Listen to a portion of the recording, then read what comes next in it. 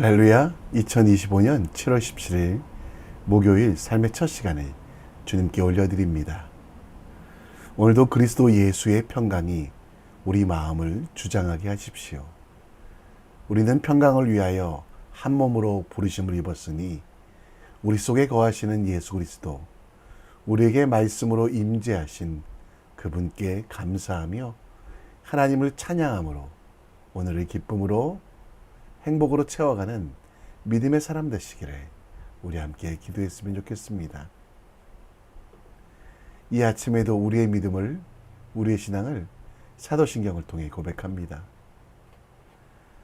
전능하사 전지를 만드신 하나님 아버지를 내가 믿사오며 그 외아들 우리 주 예수 그리스도를 믿사오니 이는 성령으로 잉태하사 동정녀 마리아에게 나시고 본디오 빌라도에게 고난을 받으사 십자가에 못 박혀 죽으시고 장사한 지 사흘 만에 죽은 자 가운데 다시 살아나시며 하늘에 오르사 전능하신 하나님 우편에 앉아 계시다가 저리로서 산자와 죽은 자를 심판하러 오시리라. 성령을 믿사오며 거룩한 공회와 성도가 서로 교통하는 것과 죄를 사여 주시는 것과 몸이 다시 사는 것과 영원히 사는 것을 믿사옵나이다. 아멘. 우리 함께 찬송 드립니다. 찬송가 302장 찬양합니다.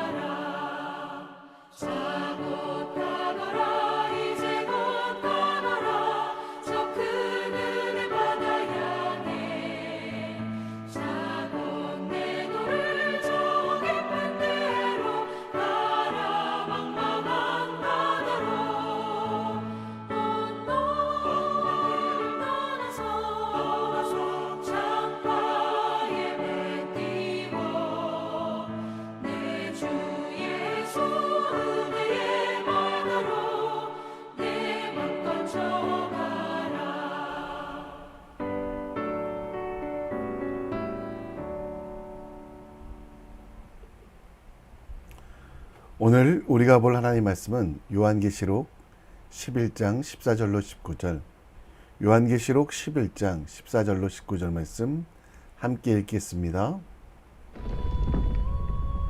둘째 화는 지나갔으나 보라, 셋째 화가 속히 이르는도다.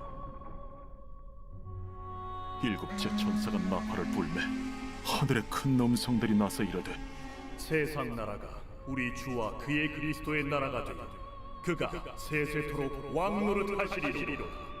하나님 앞에서 자기 보좌에 앉아있던 24장로가 엎드려 얼굴을 땅에 대고 하나님께 경배하여 감사하옵나니 옛적에도 계셨고 지금도 계신 주 하나님 곧 전능하신 이여 친히 큰 권능을 잡으시고 왕노릇하시도다. 이방들이 분노함에 주의 진노가 내려 죽은 자를 심판하시며 종 선지자들과 성도들과 또 작은 자든지 큰 자든지 주의 이름을 경외하는 자들에게 상 주시며 또 땅을 망하게 하는 자들을 멸망시키실 때로소이다. 이에 하늘에 있는 하나님의 성전이 열리니 성전 안에 하나님의 언약궤가 보이며 또 번개와 음성들과 우레와 지진과 큰 우박이 있더라.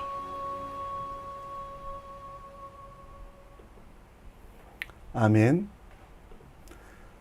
기드온 산당에서 하나님께 1,000번제를 드렸던 솔로몬, 다윗에 이어 왕이 되어 이스라엘을 통치하기에 너무도 부족했던 그는 하나님께 지혜를 달라고 기도합니다. 그리고 그 기도 이후에 기쁠 때는 교만하지 않고 슬플 때는 절망하지 않기 위하여 문장을 만들어 반지에 새겨 하나님의 뜻대로 살고자 합니다. 어떤 부하들은 충성, 봉사의 문구를, 그래서 그가 해야 할 일들을 기억하라고 교훈했습니다. 다른 이들은 겸손, 찬송을 등을 기록하라고 하며 하나님만 기억하라고 합니다. 그때 하나님께서 솔로몬에게서 주신 문장이 바로 이것 또한 지나가리라 였습니다. 승리와 성공을 하고 있을 때 교만하지 않아야 될 것, 그것은 하나님의 능력으로 이루어지기 때문에 이 시기도 지나갈 것으로 교만하지 말 것을 생각하게 합니다. 실패와 좌절 속에서도 절망하지 않아야 되는 이유, 그 실패의 무지개간 끝에도 하나님께서 함께 하시기로 약속하셨기에 솔로몬의 처음 마음, 넓은 마음, 그 마음은 이것 또한 지나가리라 라는 문구로 시작되었다고 합니다. 요한계시록 11장 전반부에는 하나님께서 그들에게 두 증인의 모습, 순교자들을 살리시는 모습을 보여주셨고요. 그리고 후반부에는 도저히 견딜 수 없는 환난들, 지구의 10분의 1이 깨어지고 하나님께서 남겨두신 바알에 무릎 꿇지 않는 사람들조차도 순교당하는 상황 속에서 그 상황조차도 이제 속히 지나가리라 라는 것을 보여주십니다. 마침내 7천사가 나팔을 부는 날이 올 것을 설명해 주시며 고난과 환난의 깊은 터널 끝에는 멸망과 허무가 있지 않음을, 그 고난의 시간도 지나갈 것이고 환난도 끝나고 마지막으로 하나님께 영광을 돌리는 영원히 천국의 삶이 지속될 것을 환상으로 보여주십니다. 도저히 견딜 수 없을 것 같은 유혹과 핍박의 시간, 또 그 시간을 이겨내고 스스로 잘했다고 생각하는 교만의 시간, 교만으로 인해서 하나님을 무시하던 시간 또한 지나가고 오직 창조하신 목적대로 하나님을 찬양하고 하나님과 동행하는 삶이 될 것을 본문에서 이야기하고 있습니다. 우리는 힘들고 어려울 때 포기하고 싶은 마음이 있습니다. 세상의 유혹과 사탄의 공격이 그만큼 강하기 때문입니다. 또 환난을 이겨내면 나도 모르게 내가 했다 자랑하며 교만하여 하나님의 은혜를 잊어버리게 됩니다. 그런 상황 가운데 우리가 기억해야 될 것은 요한 사도 이가 말한 것처럼 또 보여준 것처럼 이것 또한 지나가리라 라는 말입니다. 당장의 고난도 승리도 모두 하나님께서 하실 일임을 고백하며 구별되어 살아가는 삶. 오늘 우리 또한 이것 또한 지나가리라 라는 말씀을 통해 우리가 깨닫고 우리가 알아야 될 하나님의 말씀이 무엇인지 함께 묵상해 보겠습니다. 14절에 둘째 화는 지나갔다라고 말씀하시며 셋째 화가 속히 이르는도다 라고 말합니다. 둘째 화는 증인 곧 순교자들의 죽음의 상황을 말합니다. 바알에게 무릎 꿇지 않고 견뎠던 7,000명조차도 순교당하는 상황들.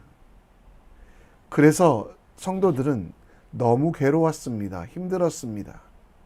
도저히 이길 것 같지 않았습니다. 당시에 로마의 황제가 너무 강해 보였고 그들의 탄압과 그들의 공격은 멈추지 않을 것 같은 두려움 속에서 망했다고 포기하는 이들이 있었습니다. 하나님께서는 그들에게 도저히 이길 수 없을 것 같은 상황을 또 반드시 지나갈 것이고 망했다고 포기하는 자리가 아니라 이것 또한 지나가리라 라고 말하며 결국 하나님께서 주시는 하나님 나라만이 영원함을 이야기합니다. 그리고 다시 주목하여 14절에 보면 화가 속히 이를 것이다. 좌절의 자리, 고난의 자리를 이겨냈다고 성도들이 스스로 자랑하거나 교만하지 않도록 사람들이 이룬 것들은 곧 끝나고 다시 고난이 찾아오기에 성도들이 해야 될 것은 깨어 기도하며 하나님께서 원하시는 일들을 고난 가운데서도 지키시는 하나님을 찬양하고 성공 앞에서도 겸손히 하나님께 감사하는 일을 해야 된다라고 말씀하고 있습니다. 그리고 삶의 목표에 대하여 15절, 16절부터 계속 보여주는데요. 세상이 끝이 나고 지나가고 영원한 하나님 나라만이 남게 된다는 것. 하나님 나라에서 할 일은 무엇입니까? 16절에 보면 일곱째 천사의 나팔이 불릴 때 우리 주와 그의 그리스도의 나라가 되어 그가 세세토록 왕노릇하는 것, 영원토록 왕노릇하는 것이 하나님 나라고요. 그 앞에 16절에 보면 24장로들은 엎드려 땅에 경배하고 있다라고 말하며 그들의 감사의 내용, 옛적에도 계셨고 지금도 계시며 영원히 통치하실 하나님을 찬양하는 일, 이것 또한 세상의 것들은 지나가지만 하나님께서 내게 맡기신 일들, 하나님께서 내게 허락하신 일들 찬양하고 감사하는 일을 해야 된다라고 계속해서 말씀하고 있습니다. 세상의 모든 것들은 지나갑니다. 오직 하나님 나라만 영원합니다. 그래서 우리는 이 땅에 살아가면서도 하나님 나라 백성으로 살아야 합니다. 당장 닥친 환난과 환경에 집중하지 말고요. 예수 그리스도에게 집중하면서 시와 찬송과 신령한 노래를 부르며 감사하는 마음으로 하나님을 찬양해야만 합니다. 견디기 힘든 고난이 가득할 때 우리가 놓치지 말아야 될 것은 이 고난 또한 지나가고 하나님의 위로가 함께 하시고 하나님께서 우리를 이기게 하신다는 것입니다. 또 성공의 자리에서도 잊지 말아야 될 것은 내가 이룬 성공도 속히 지나갈 것이라는 것. 내 능력이 아니라 하나님의 도우심으로 이 모든 일들이 이루어졌기 때문에 하나님을 찬양하고 하나님을 기뻐하는 삶을 살아야만 합니다. 골로새서 3장 16절 말씀은 사도 바울의 말이 아니라 우리에게 주신 말씀으로 천국 가운데 오늘을 천국으로 만드는 비밀, 시와 찬송과 신령한 노래를 부르며 하나님을 찬양하고 하나님의 뜻대로 살아가는 것을 말씀하고 있습니다. 성공도 실패도 지나가고 하나님 나라만 남습니다. 하나님 나라의 24장로들처럼 하나님 앞에 엎드려 하나님을 찬양하는 삶을 삽시다. 우리를 부르시고 모으시고 주의 거룩하신 이름으로 감사하며 주의 영예를 찬양하는 삶, 곧 하나님 나라의 백성의 삶을 살면서 교만도 절망도 이겨내는 믿음의 사람이 되시기를 우리 함께 기도합시다. 17절에 이것 또한 지나가리라. 그래서 오게 되는 영원한 천국에는 감사가 넘친다라고 말합니다.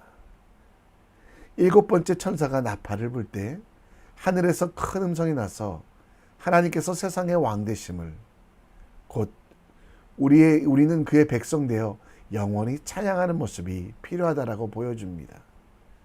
계속해서 하나님의 성품에 대해서 설명하는데요. 하나님의 성품은 17절에 옛적에도 계셨고 지금도 계시고 그리고 영원히 계실 하나님 영원이라는 성품이 있습니다.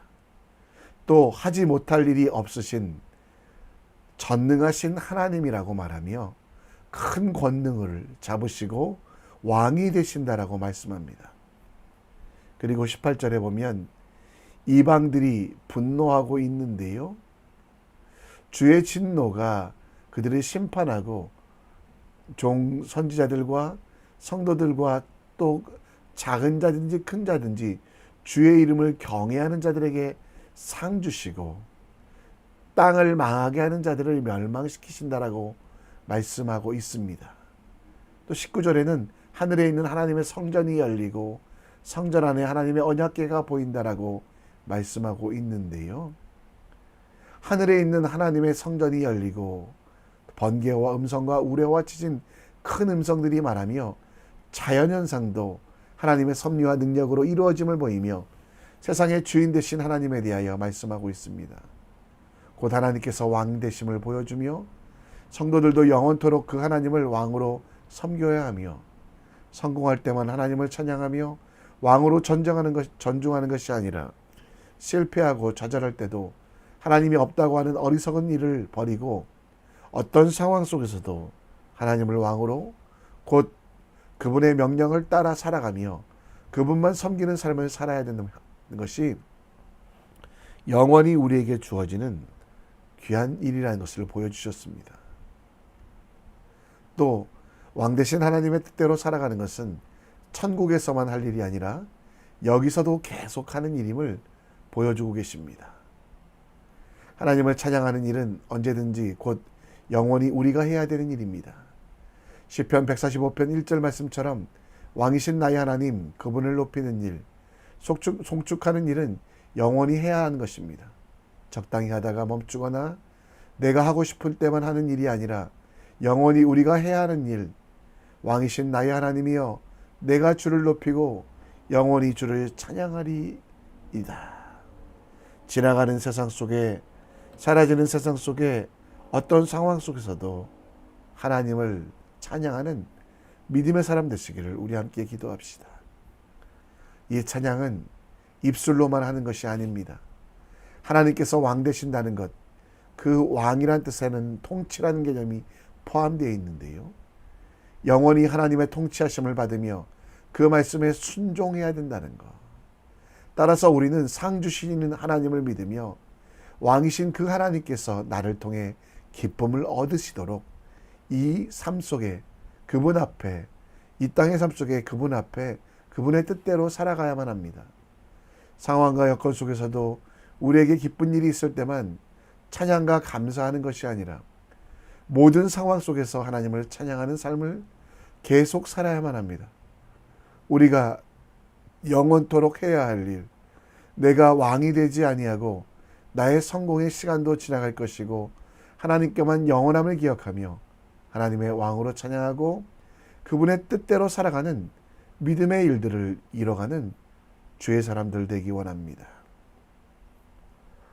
우리 함께 찬양하며 이것 또한 지나가리라. 또 영원한 하나님 앞에 살아가는 삶이 무엇인지 함께 묵상해 보겠습니다.